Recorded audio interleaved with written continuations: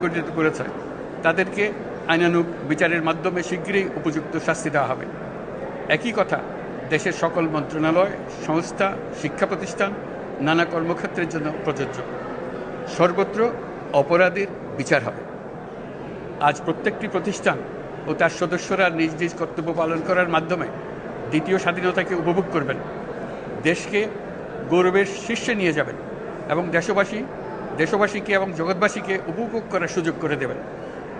আমি জাতির পক্ষ থেকে প্রত্যেকের নির্ভয়ে আনন্দ চিত্তে নিজ নিজ কর্মস্থলে নিজ নিজ সামর্থ্য নিয়ে এগিয়ে আসতে অনুরোধ করছি।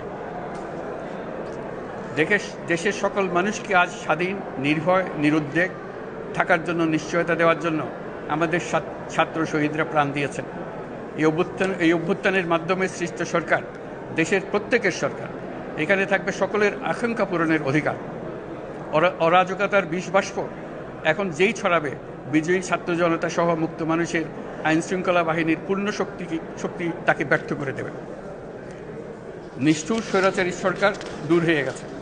কাল সূর্য উদয়ের সঙ্গে সঙ্গে গণতন্ত্রের, সুবিচারের, মানবাধিকারের, নির্ভয়ে মত প্রকাশের পূর্ণ স্বাধীনতার জন্য সকলের স্বাচ্ছন্দ্যে জীবন ধারণের সুযোগ প্রদানের সচেষ্ট সরকারের ঘনিষ্ঠ সান্নিধ্য ও সহমর্মী পরশ দলমত নির্বিশেষে সবাই উপভোগ করবে। এটাই আমাদের লক্ষ্য। আমাদেরকে এই লক্ষ্য পূরণে সাহায্য করুন। সারা বিশ্ব আজ অবাক হয়ে বলছে, সাবাস বাংলাদেশ, সাবাস বাংলাদেশের ছাত্র জনতা। আমরা এই অর্জনটাকে আর অনেক দূর নিয়ে যেতে চাই।